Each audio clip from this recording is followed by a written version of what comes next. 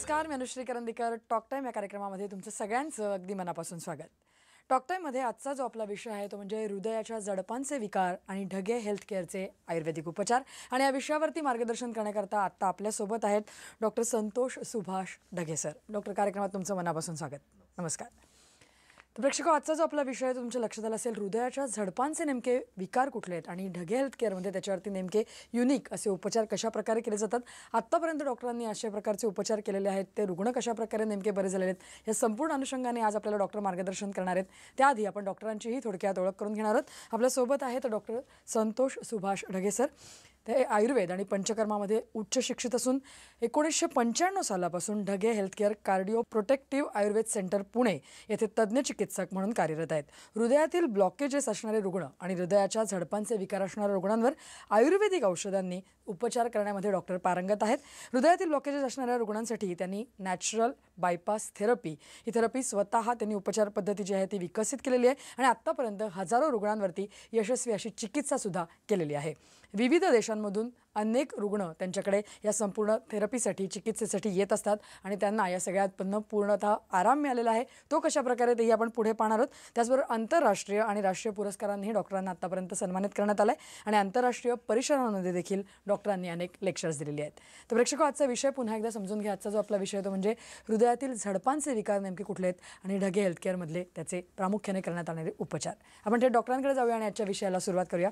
Doctor, आपण जसं म्हणतोय की हृदयाच्या झडपांचे विकार आणि ढगे हेल्थ केअरची एक स्पेशालिटी आहे की या संपूर्ण गोष्टींवरती म्हणजे हृदयाचे कुठलेही आजार असले तरी त्यावरती आपण एक आयुर्वेदिक संशोधन केलेलं आहे, उपचार केलेले आहेत आणि आत्तापर्यंत अनेक रुग्णांवरती यशस्वी उपचार झालेले आहेत. तर त्या अनुषंगाने मला सर्वात प्रथम तुम्हाला हेच विचारायचं आहे की मग आज आपण झडपांबद्दल प्रामुख्याने जर का बोलतोय तर हृदयाच्या झडपा नेमक्या काय आहेत आणि त्याचे विकार नेमके काय आहेत हे प्रेक्षकांना समजावून सांगू. हृदयामध्ये एकूण मायट्रल वॉल्व, एवॉर्टिक वॉल्व, ट्रायकस्पिड वॉल्व आणि पल्मोनरी वॉल्व अशा 4 झडपा असतात. आता त्याचे आजार जर म्हटलं तर स्टेनोसिस आणि रिगर्जिटेशन हे 2 प्रामुख्याने आजार आपल्याला बघायला मिळतात. त्याचबरोबर रिगर्जिटेशन, प्रोलॅप्स, कॅल्सिफिकेशन, सबवॉल्वर फायब्रोसिस, डिजनरेशन, ॲट्रोपी, व्हाल्व्युलायटिस अशा प्रकारचे वेगवेगळे आजार ह्या झडपांचे आपल्याला बघायला मिळतात. आता याच्यामध्ये काय होतं की ज्या झडपेला जो आजार झालेला आहे त्या दोघांचं नाव या ठिकाणी दिलं जातं. म्हणजे स्टेनोसिस जर मायट्रल वॉलच्या ठिकाणी झालं तर त्याला मायट्रल वॉल स्टेनोसिस म्हणतात. रिगर्जिटेशन जर ट्रायकस्पिड वॉलच्या ठिकाणी झालं तर त्याला ट्रायकस्पिड वॉल रिगर्जिटेशन असं म्हणतात. म्हणजे ज्या झडपेला जो आजार झालेला आहे त्या दोघांचं नाव या ठिकाणी दिलं जातं. सुरुवातीलाच हे यापैकी कुठलाही जर का विकार झालेला असेल तर लक्षणं काय दिसून येतात? आता या झडपांचे विकार जर कोणत्याही प्रकारचा जरी झालेला असला तरी त्याची लक्षणं अशी असतात: धाप लागणं, छाती गच्च होणं, छाती भरून येणं, छातीमध्ये दुखणं, छातीमध्ये धडधडणं, श्वासोश्वासाला त्रास होणं, त्याचबरोबर थोडासा डोळ्यापुढे अंधारी येते. ही कॉमन लक्षण आपल्याला बघायला मिळतात. एक वेगळं लक्षण याच्यामध्ये असतं ते म्हणजे ड्रायकप, कोरडा खोकला. काही रुग्णांमध्ये हे सुद्धा लक्षण आपल्याला बघायला मिळतं. त्याचबरोबर ह्या रुग्णांचा हार्ट रेट वाढलेला असतो. त्याचबरोबर ह्या रुग्णांचं जनरली ब्लड प्रेशर हे हायर साईडला असतं. आता याच्यामध्ये काय होतं की ही सगळीच्या सगळी लक्षणं प्रत्येक रुग्णामध्ये असतातच असं नाही. रुग्णानुसार त्या रुग्णांची तीव्रता, लक्षणांची तीव्रता आणि लक्षणं ही वेगवेगळी असतात. म्हणजे कसं तर एखाद्या रुग्णाला 10 पावलं चालल्यावर त्रास होतो, एखाद्या रुग्णाला 100 पावलं चालल्यावर त्रास होतो, एखाद्या रुग्णाला 500 पावलं चालल्यावर त्रास होतो, एखाद्या रुग्णाला सरळ रस्त्यावर चालत असताना त्रास होत नाही पण त्या रस्त्यावर हलकासा जरी चढ आला तरी त्या रुग्णाला त्रास व्हायला लागतो. एखाद्या रुग्णाला 4 पायऱ्या चढल्यावर त्रास होतो, एखाद्या रुग्णाला 10 पायऱ्या चढल्यावर त्रास होतो. तर अशा पद्धतीने प्रत्येक रुग्णानुसार लक्षणं आणि लक्षणांची तीव्रता ही याच्यामध्ये आपल्याला वेगवेगळी बघायला मिळते. पण जसं तुम्ही आता म्हणालात की लक्षणं जी आहेत त्याची इंटेन्सिटी वेगळी असते, लक्षणांचं स्वरूप वेगळं असू शकतं आणि कॉमनली दिसणारी ही लक्षणं आहेत. तर मग पेशंटच्या हे लक्षात कसं येईल की नेमकं काय झालंय? तर त्या अनुषंगाने महत्त्वाच्या ठरतात त्या म्हणजे तपासण्या. अगदी बरोबर. कुठल्या तपासण्या करणं अपेक्षित आहे? याच्यामध्ये 2D इको नावाची एक अतिशय महत्त्वाची तपासणी केली जाते. आता ही तपासणी कोण करतं तर MBBS झाल्यानंतर कार्डिओलॉजीमध्ये ज्यांनी सुपर स्पेशालिटी केलेली आहे, MD कार्डिओलॉजिस्ट किंवा DM कार्डिओलॉजिस्ट, हे लोक ही 2D इको तपासणी करतात. आता याच्यामध्ये आपल्याला काय समजतं तर कोणत्या झडपेचा कोणता आजार झालेला आहे पहिलं हे समजतं. त्याचबरोबर त्या आजाराची सिव्हिरिटी समजते. त्याचबरोबर अनेक गोष्टींचे पॅरामीटर्स आपल्याला 2D इको ह्या रिपोर्टमध्ये समजतात. आता ह्याच्यामध्ये काय होतं की समजा स्टेनोसिस झालं असेल तर त्या ठिकाणचा मायट्रल वॉल एरिया किंवा ॲओर्टिक वॉल एरिया किंवा त्या ठिकाणच्या वॉलचा एरिया स्क्वेअर सेंटीमीटरमध्ये आपल्याला समजतो. त्याचबरोबर त्या वॉलच्या ठिकाणी ग्रॅडियंट असतं, पीक ग्रॅडियंट, मीन ग्रॅडियंट, ते आपल्याला समजतं.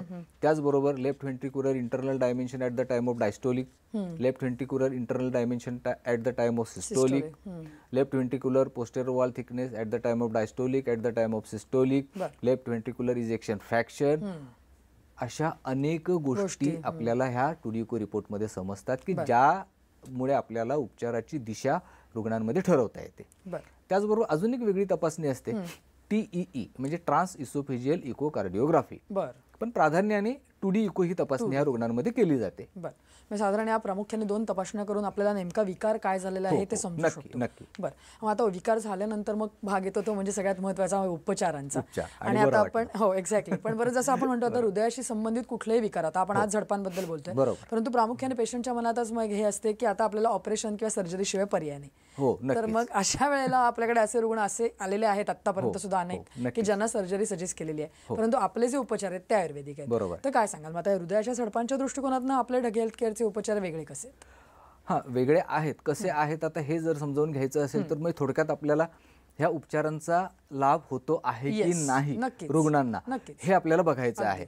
बरोबर. आता उपचाराचा लाभ जर रुग्णांना होणं हे बघायचं असेल तर याच्यासाठी मेडिकल सायन्सची काही गोल्ड स्टँडर्ड्स आहेत. मग त्याच्यामध्ये ढगे हेल्थ केअरचे उपचार असू देत किंवा ॲलोपॅथीचे उपचार असू देत किंवा मॉडर्न सायन्सचे उपचार असू देत किंवा होमिओपॅथीचे उपचार असू देत, कोणतेही उपचार असले, कोणत्याही पॅथीचे उपचार असले, कोणत्याही इन्स्टिट्यूटचे उपचार असले तरी उपचारांचा लाभ रुग्णांना होतो आहे की नाही हे समजण्यासाठी मेडिकल सायन्सची काही स्टँडर्ड्स आहेत. त्याच्यामध्ये 2 प्रकार येतात. एक म्हणजे पेशंटमधलं इम्प्रूव्हमेंट आणि दुसरं म्हणजे रिपोर्टमधली इम्प्रूव्हमेंट.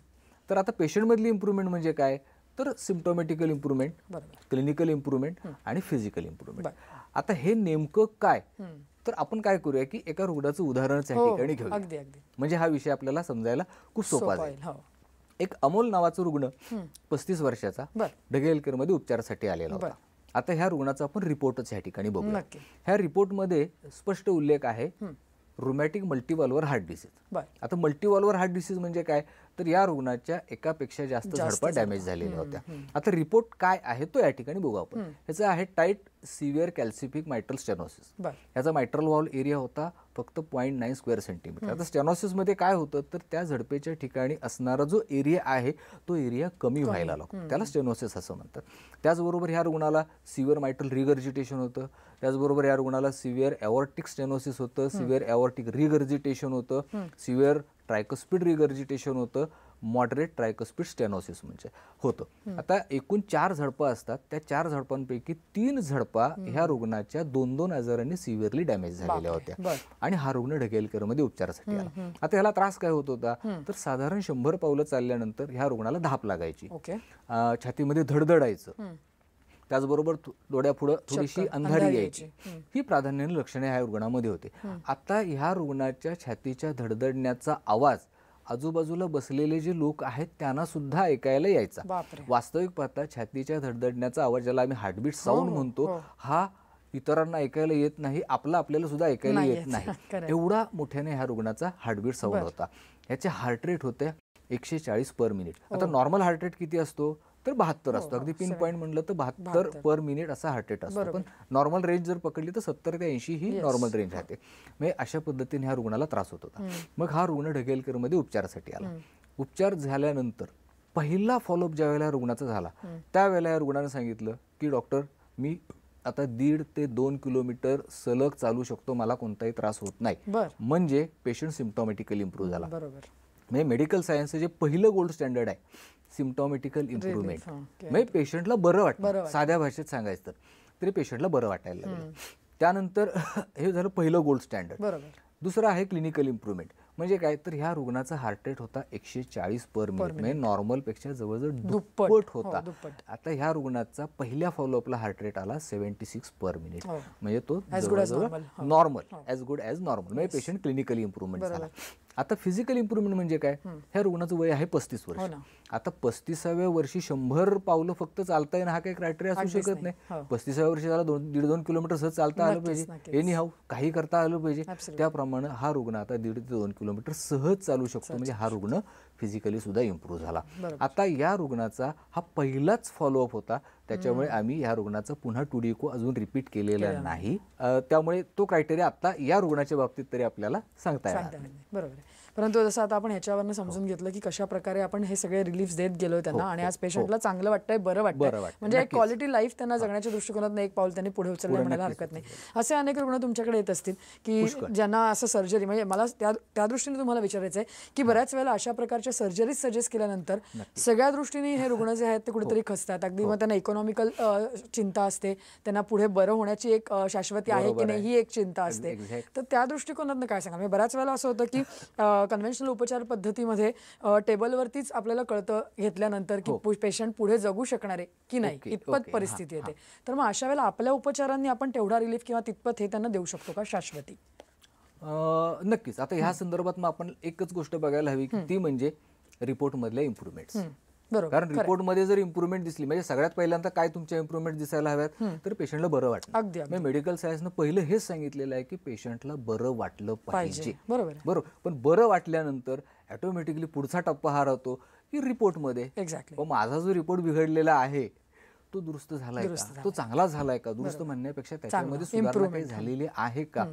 तर आपण काय करूया की 2D इको हा विषय आणि त्याचे अनेक पॅरामीटर्स आहेत असं बोलण्यापेक्षा आपण काही रुग्णांची उदाहरणं या ठिकाणी देऊया. नक्की. 2D इकोच्या दृष्टिकोनातून आपण उदाहरणं पण आणलेली आहेत आणि त्या मला वाटतं ते जर का प्रेक्षकांना दाखवली तर त्यांना एक्झॅक्टली कळेल की काय आहे. नक्कीच. बरोबर. तर त्या अनुषंगाने डॉक्टर आपण ही चर्चा पुढे नेऊया आणि प्रेक्षकांना हे सगळं दाखवूनही देऊया आणि आपण चर्चा पुढे नेणार आहोत. इथे वेळ झाली एका छोट्याशा ब्रेकची. तुम्ही कुठे जाऊ नका, पाहत राहा टॉक टाइम.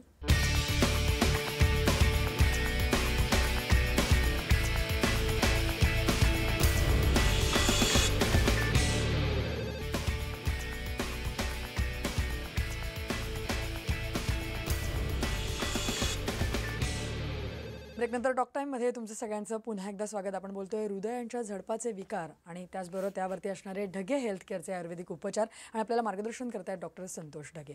तर डॉक्टर, आपण जसं समजून घेतलं की आता 2D इको बद्दल तुम्ही मगाशी सांगितलं, परंतु तो विषय सामान्य माणसांना कळण्याच्या दृष्टीने थोडासा क्लिष्ट आहे. तर मग आपण रिपोर्टच्या माध्यमातून किंवा एकूण उदाहरणांच्या माध्यमातून प्रेक्षकांना सांगू शकतो का की एक्झॅक्टली 2D इको आणि मग त्याचे रिपोर्ट्स मधले होणारी इम्प्रुव्हमेंट? नक्की. आपल्याला आपण काही उदाहरणं घेऊया. बरोबर. एक बेंगलोरवरून यशवंत नावाचा एक रुग्ण ढगेलकरमध्ये उपचारासाठी आलेला होता.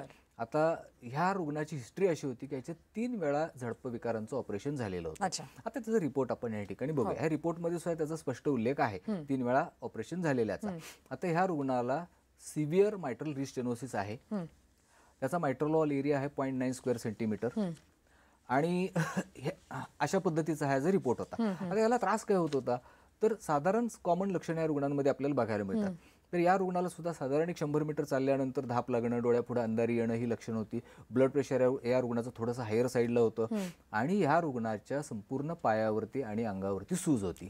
कार्डिओलॉजिस्ट जे होते, कार्डियक सर्जन, त्यांनी या रुग्णाला 24 तासामध्ये 1 लिटरपेक्षा कमी पाणी प्यायला ह्या रुग्णाला सांगितलेलं होतं. हा रुग्ण ढगेलकरमध्ये उपचारासाठी आला. आता होतं कसं की एकदा ऑपरेशन झाल्यानंतर ऑपरेशन शिवाय काही उपचार होतात का याचा शोध रुग्ण आणि रुग्णाचे नातेवाईक घेत असतात. आणि मला वाटतं की तो शोध सध्या तरी Dhagelkar cardio protective Ayurved centre Pune इथपर्यंत त्या रुग्णाने घेऊन येतो. त्याप्रमाणे हा बेंगलोरचा रुग्ण ढगेलकरमध्ये उपचारासाठी आला. मग या रुग्णाला आम्ही उपचार सुरू केले.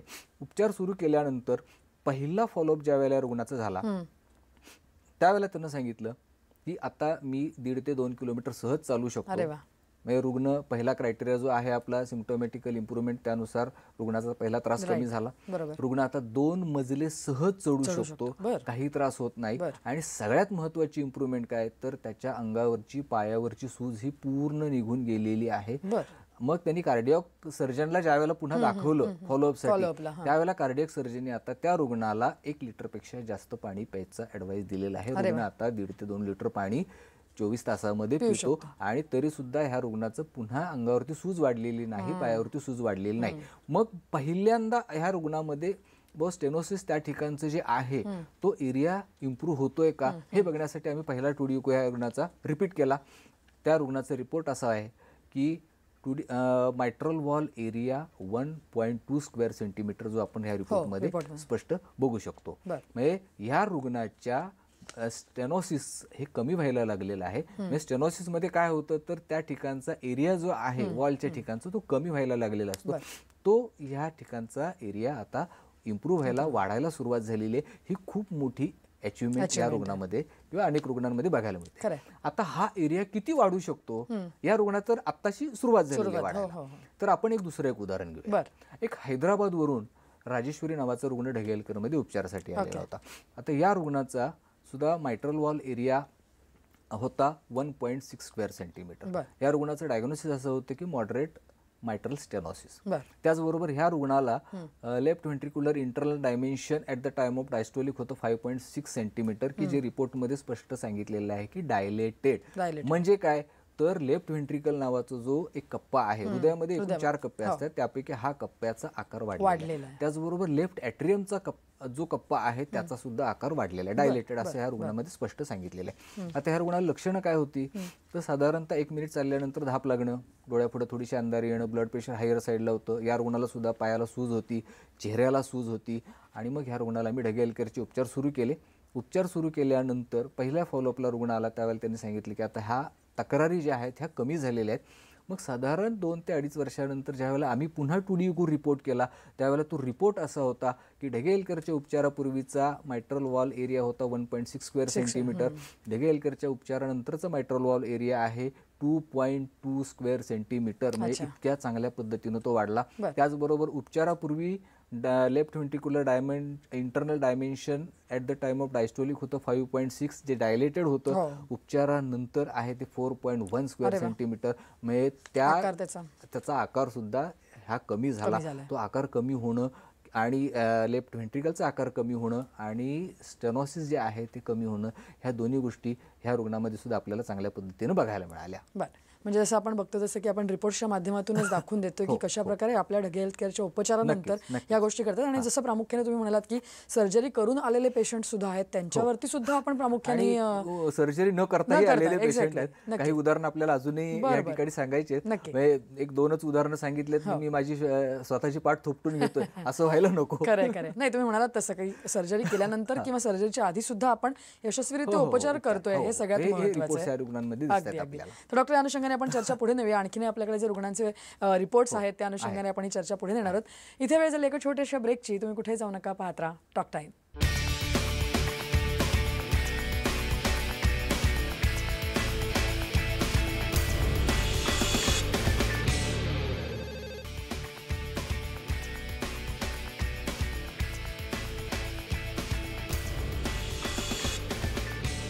ब्रेकनंतर टॉक टाईममध्ये तुमचं सगळ्यांचं पुन्हा एकदा स्वागत. आपण बोलतोय हृदयाच्या झडपांचे विकार आणि ढगे हेल्थ केअरचे आयुर्वेदिक उपचार या विषयावरती.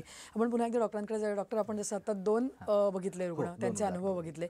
एकूणच असं आपण जसं म्हणतोय की हृदय रोगांचा जो एक हे असतो, उपचारांची जी दिशा असते ती कुठेतरी सर्जरीकडे जाऊन थांबते.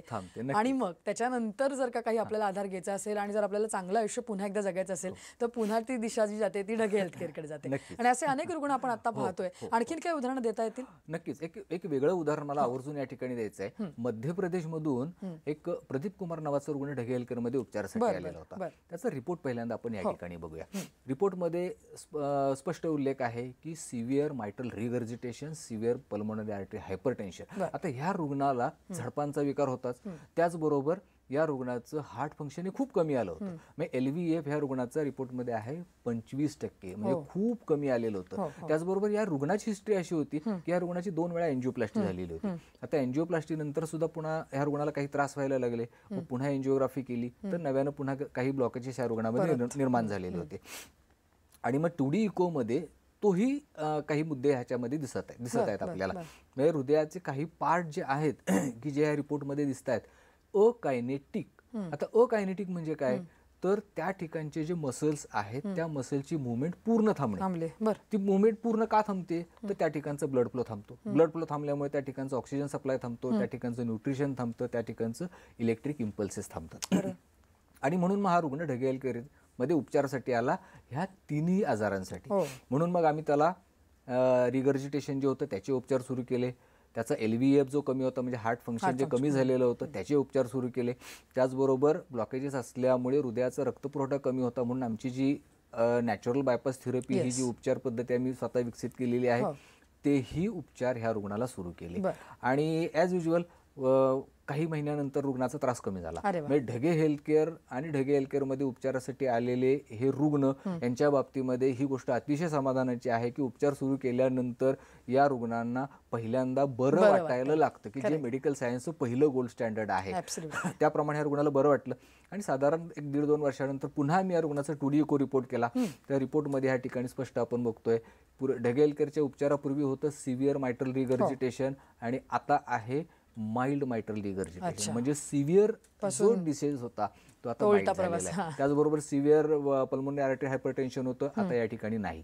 त्याचबरोबर ह्या रुग्णाचं हार्ट फंक्शन जे 25% होतं ते आता आपण या ठिकाणी बघू शकतो ते 44 झालेलं आहे, म्हणजे डबल झालेलं आहे. त्याचबरोबर हृदयाचा जो भाग अकायनेटिक होता, म्हणजे मसलची मुवमेंट जी पूर्ण थांबलेली होती, आता रिपोर्टमध्ये आहे माइल्ड हायपोकायनेसिया. माइल्ड हायपोकायनेसिया म्हणजे काय, तर त्या ठिकाणच्या मसलची मुवमेंट आता इम्प्रूव्ह झालेली आहे. फक्त त्याची पूर्ण इम्प्रूव्हमेंट अजून झालेली नाही, पण मसलची मुवमेंट सुरू झाली. याचा अर्थ त्या ठिकाणचा ब्लड फ्लो सुरू झाला, त्याचा ऑक्सिजन सप्लाय सुरू झाला, त्याचं न्यूट्रिशन सप्लाय सुरू झाला, त्या ठिकाणचे इलेक्ट्रिक इम्पल्सेस सुरू झाले. म्हणजे हे सगळं चित्र आपल्याला ह्या उपचाराद्वारे आपल्याला बघायला मिळतं. नक्कीच. आणि जसं आपण हे सगळे अनुभव सांगितल्यामुळे किंवा रुग्णांचे रिपोर्ट्सच आपण दाखवून दिल्यामुळे प्रेक्षकांना सुद्धा पटलं असेल नक्की की कशा प्रकारे आपण हे उपचार घेणं. डेफिनेटली, कारण आपण शेकडो रुग्णांचे रिपोर्ट्स आज आपल्याकडे आहेत. बरोबर. म्हणजे म्हणून आपण असं म्हणतोय की आज जर का फक्त हृदयाचे कुठलेही म्हणजे वॉलचे असतील, झडपांचे असतील, कुठल्याही प्रकारचे विकार झाले असतील फक्त, तर सर्जरीचा ऑप्शन एकच आहे असं गृहीत न धरता मला वाटतं ढगे हेल्थ केअरचे जे आपले आयुर्वेदिक उपचार आहेत ते जर का घेतले तर एकूणच मॉडर्न सायन्सच्या किंवा सायन्सच्या या मेडिकल सायन्सच्या दृष्टिकोनात ही सगळ्यात मोठी उपलब्धी किंवा अचिव्हमेंट असं म्हणायला हरकत नाही. कारण पेशंट्स नेहमी सर्जरी किंवा ऑपरेशन्सला घाबरत असतो, परंतु हे आयुर्वेदिक उपचार घेतले असेल तर ढगे हेल्थ केअर आहे. नक्की. तर डॉक्टर, याच अनुषंगाने इथे येऊन तुम्ही एवढं छान मार्गदर्शन आज केलं त्याबद्दल धन्यवाद. नमस्कार. या विषयासह टॉक टाइममध्ये आता आम्ही इथेच थांबतोय. नमस्कार.